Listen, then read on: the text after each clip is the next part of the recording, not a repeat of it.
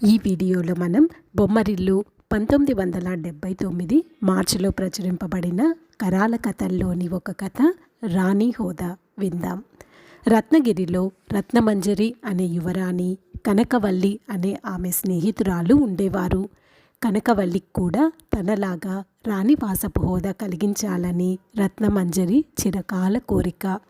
ఆ విషయం రత్నమంజరి తండ్రితో ప్రస్తావించి, పొరుగు దేశపు మన సామంతుడు కదా, అతడి కుమారుడికి మన కనకవల్లినిచ్చి పెళ్లి చేయవలసింది అని అడిగింది.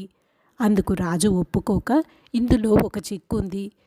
నీ స్నేహితురాలికి సమహోదా కలిగించాలని ఓ సామంతుడికిచ్చి పెళ్లి చేయమంటున్నావు. అప్పుడు ఆమె సామంతుడి భార్య అవుతుంది, కానీ నీతో సరితూగలేదు. స్నేహితురాలిగా ఆమె ఇప్పుడు నీతో సమాన ప్రతిపత్తి కలిగి ఉంది.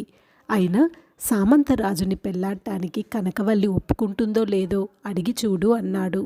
తండ్రి చెప్పింది విన్నాక రత్నమంజరి కనకవల్లిని ఆ విషయం అడగలేకపోయింది. ఒకవేళ ఆమెను అన్నయ్యకిచ్చి వివాహం చేస్తేనో అని తండ్రినే తిరిగి అడిగింది రత్నమంజరి. కాబోయే రాజు మీ అన్నయ్య. అప్పుడు కనకవల్లి ఈ రాజ్యానికి పట్టపురాణి అవుతుంది. నీవు ఏ దేశపు రాకుమారుడికి రాణిగా వెళ్తావో ఆ రాకుమారుడు మీ అన్నకన్నా గొప్పవాడవుతాడో లేదా మీ అన్న ప్రతాపానికి అణిగిమణిగి ఉండేవాడవుతాడో తెలియదు. నీ దయాభిక్షపై రాణి అయ్యే కనకవల్లి ఈ కోటలో గల ప్రతి వస్తువు మీద అధికారిని కావటం నీకిష్టమా అన్నాడు రాజు. తన తండ్రి అన్న మాటల్లో అబద్ధమేమీ కనిపించలేదు రత్నమంజరికి. కాకపోతే కనకవల్లి తన స్నేహితురాలు, సహృదయురాలు కూడా. అలాంటి కనకవల్లికి గొప్ప హోదా కలిగించాలి. ధర్మ సంకటనలో ఆమెను బీదదానిగా ఉంచేయటం న్యాయం కాదని ఆలోచించి చివరకు తండ్రికి తెలియకుండా 10 దేశాల రాజులకు కనకవల్లి ఛాయాచిత్రాలు పంపి ఆమెను పెళ్లాడగలరేమోనని ఉత్తరాలు వ్రాసింది రత్నమంజరి. ఈ సంగతి కనకవల్లిని పిలిచి చెప్పాలనుకుంది. కనకవల్లి వచ్చిన తర్వాత ఆ విషయం ఎలా చెప్పాలో తెలియక మౌనంగా ఉండిపోయింది రత్నమంజరి. కనకవల్లి నచ్చినా నచ్చకపోయినా ఆమె తరపున ఓ దేశపు యువరాణి ఉత్తరం రాయటం చాలామంది రాజులకు ఆశ్చర్యం కలిగించింది. పెళ్లాడతామని కొందరు, కావాలంటే ఇద్దరిని పెళ్లాడతామని, ఇద్దరూ సమహోదాలో తమ దగ్గరే ఉండవచ్చునని కొందరు ఉత్తరాలు రాశారు. కనకవల్లిని పెళ్లాడతామని వ్రాసిన రాజులకు రత్నమంజరి స్వయంవరానికి తరలి రావాల్సిందిగా కబురు పంపింది. సింధు దేశపు రాజు ఇదంతా ఆటగా తీసుకొని ఓ భటుడికి తన కుమారుడి వేషం వేసి కనకవల్లి స్వయంవరానికి పంపాడు. అనుకోకుండా 4 దేశాల నుండి కనకవల్లిని పెళ్లాడేందుకు రాజులు తరలిరాగా రత్నమంజరి తండ్రి కంగారు పడి వారందరికీ తన సభా మండపాన స్వయంవరం ఏర్పాటు చేశాడు. ఇతర దేశపు రాజులను ఎక్కువగా ఆకర్షించకుండా ఉండేందుకు రత్నమంజరి సామాన్యపు దుస్తులు ధరించి స్వయంవరంలో కనకవల్లి వెంట నడిచింది. కనకవల్లికి అందరిలోకి మాతాంక దేశపు రాజకుమారుడు ఎక్కువగా నచ్చటంతో ఆమె అతడి మెల్లో హారం వేసింది. అయితే రత్నమంజరి సింధు దేశపు రాజకుమారుడిని చూసి ఆకర్షితురాలై కనకవల్లి ద్వారా ఆ విషయం తండ్రికి తెలియజేసింది. వెంటనే ఆమె తండ్రి సింధు దేశపు రాజకుమారుడిని సంప్రదించి వారిద్దరికీ వివాహం జరిపించాడు. సింధు దేశం చేరాక రత్నమంజరికి తాను రాజు భార్యను కానని అర్థమైపోయింది. జరిగిపోయిన మోసానికి ఆమె పట్టలేనంత ఆగ్రహం పొంది వెంటనే తండ్రికి కబురు పంపింది.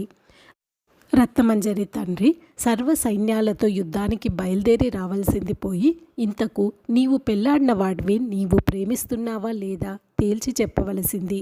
నీ సమాధానాన్ని బట్టి నేను సింధు దేశ దండయాత్ర చేయవలసి ఉంటుంది అని కబురు పంపాడు.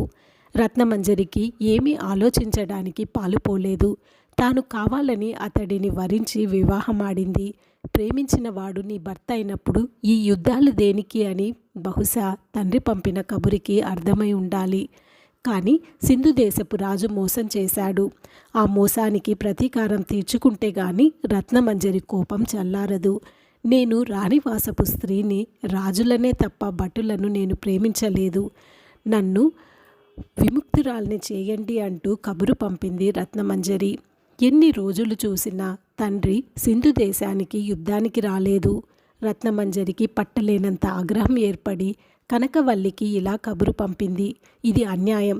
నేనిక్కడ ఓ భటుడికి భార్యగా పడి ఉన్నాను. నీకు రాణి హోదా కలిగించాను. ఆ కృతజ్ఞతకైనా నీ భర్తతో చెప్పి సింధు దేశంపై దండెత్తి రావలసింది.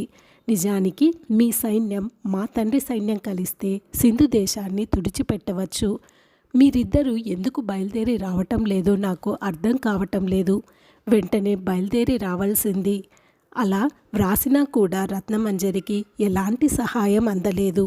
ఒకవేళ తాను పంపిన కంపురు సింధు దేశం దాటకుండా సింధురాజు కట్టుదిట్టం చేశాడేమోనని అనుమానపడి రాజుని కలిసి నన్ను ఓ భటుడికి భార్యను చేశారు.